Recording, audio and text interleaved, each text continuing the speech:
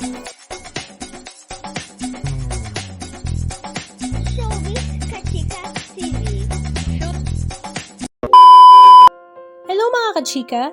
Malungkot ngang nagdadalamhati ngayon ng pamilya Gutierrez dahil nga sa paglisan ng kanilang isa sa kapamilya na asawa ng panganay na anak ni Annabel Rama at Eddie Gutierrez na si Elvis Gutierrez. Ito nga ay ang kanyang asawa na si Alexa Gutierrez. Last weekend nga, July 27, 2024 ay ibinahagi nga ni Rupa Gutierrez sa kanyang social media account na ang kanyang sister-in-law na si Alexa Gutierrez ay pumanaw na dahil nga sa sakit na leukemia. Tagal-tagal nga rin nakipaglaban sa sakit na leukemia si Alexa at ito nga ay halos mahigit 6 na buwan na siya nga ay namalagi sa St. Luke's Hospital magmula nga January this year.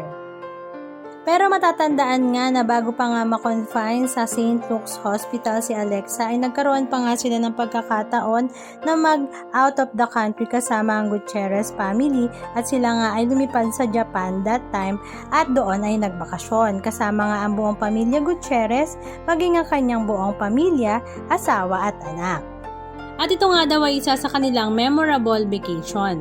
Samantala sa social media account naman ng panganay ni Rupa na si Lorene ay ibinahagi naman niya ang kanyang napakalungkot na napamamaalam sa kanyang tita Alexa na hindi nga daw niya lubos maisip na ito ay wala na ngayon.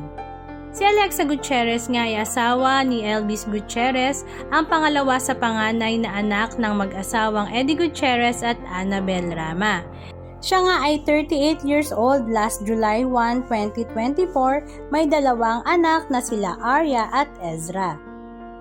At dahil malapit nga rin si Sara Labati sa kanyang dating sister-in-law na si Alexa, ay nagbigay-pugay naman si Sara sa kanyang social media account at binalikan nga ang kanilang memories together ni Alexa.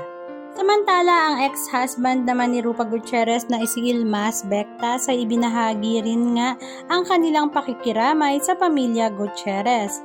Bago pa nga ang pangyayaring ito ay lumipad na si Rupa Gutierrez sa Amerika for some business trip.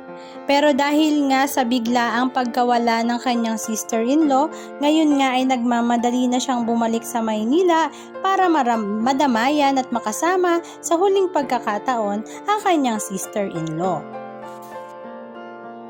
This quote that I think about often, that life is not measured by time, it is measured by moments. Some are big, but most are small. I like to think about life this way, and savor even the smallest moment.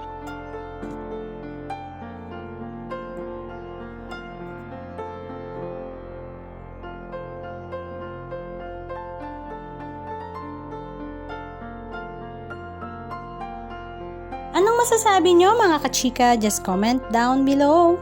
And please don't forget to subscribe. Thank you!